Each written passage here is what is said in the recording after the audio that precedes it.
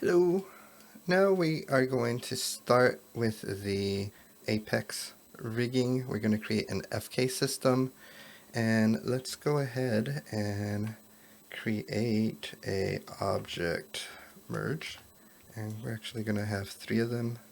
The first one, let's bring in so I'm going to click on this and then drag that for the object. It's going to be our out character bind geo. Let's visualize that, and we are having an issue. Let's take a look at what's going on here. Missing transform attribute, or it is not size 9. Okay, let me bug. Oh, in the last video I got rid of the rig pose here.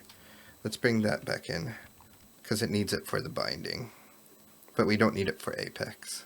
But we do need it for the binding, so now when we do that, we should be fine here, and we should be fine here, which means we should be fine here. So let's say this is going to be our in bind skin, and then this one is going to be our rig. So I'm going to take this and put it over here.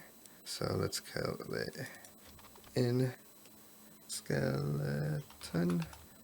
And then on this one, we are going to bring in the guide. So let's take this and put the guide skeleton, which is there. That is cool. And this is going to be in underscore guide skeleton. Cool.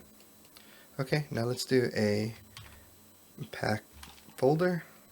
And inside of this pack folder, we're going to bring in the skin, the skeleton, and the guide skeleton. Let's visualize this. So we have them coming in. We have the name. Let's call this bind skin base. And that's just because Apex uses that as the naming for it. And that was the geometry. So over here, we can just go to shape. And then here, this is going to be base. And this is going to be a skeleton. And this is going to be our guides. And this is also a skeleton. Cool. So we have all that set up. So to do the FK, we want to make sure that we create a Apex auto rig component. And if we visualize this, we can see that we don't have anything assigned here. So let's switch over, and we want to change it from bone deform to FK transform. And then we can see that it sets up our whole skeleton here. But remember that we set up tags so that way we wouldn't get like the end joints with controls and the head and things like that. So, or the top of the head. So let's go ahead and tweak that. So if we go all the way over to controls, where we want to actually set up the transforms, and actually we can do both translate and rotate, or just rotate.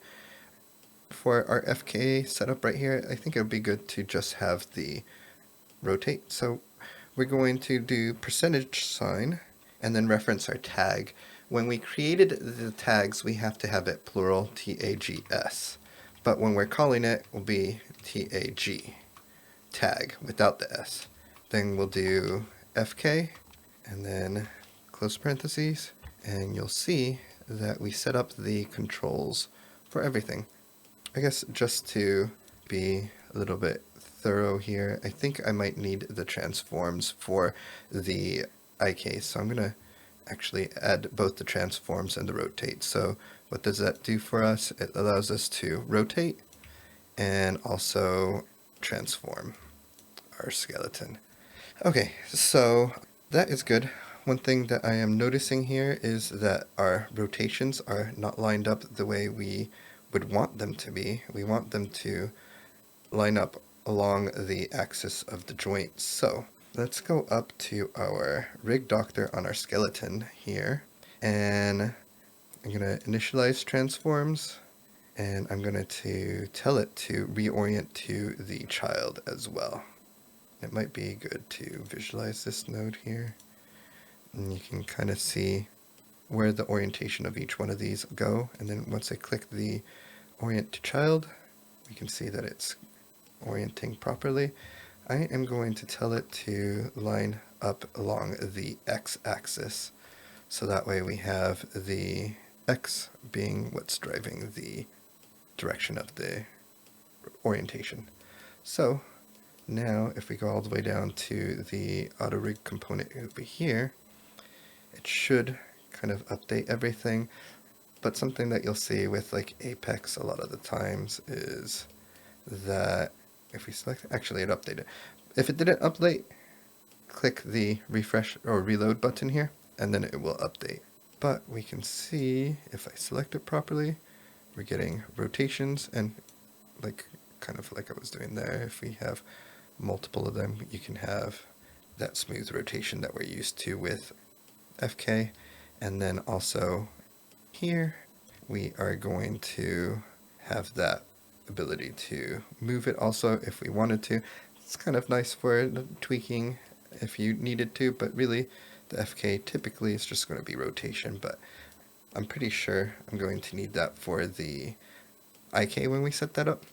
One other thing that I want to do is just kind of visualize our whole skeleton. So let's connect a bone deform. This is going to be a apex auto rig component.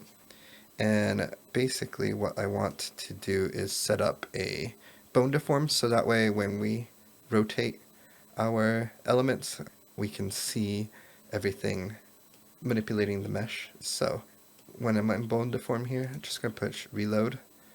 And then you can see by default it has the point transform.geo, and we are actually getting that from the settings here, point transform. That's what it's going to be setting up and affecting into our geo node. So we have that, and then base shape is going to be the skin that we have. Base skeleton is going to be the main skeleton that we are using to animate everything. And then the base shape over here, we see that we have a rest and an output. So the rest is the default position, and then the output is going to be like how it affects when it's transformed. And then let's add a apex scene animate.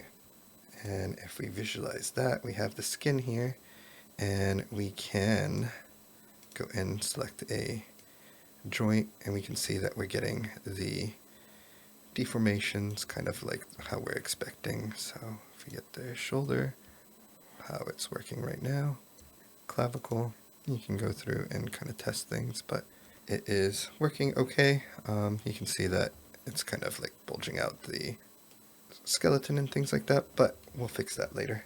But that is setting up the FK and also the bone deform, so that way we can see everything in action. So I'm going to save this, and we'll see you guys in the next video.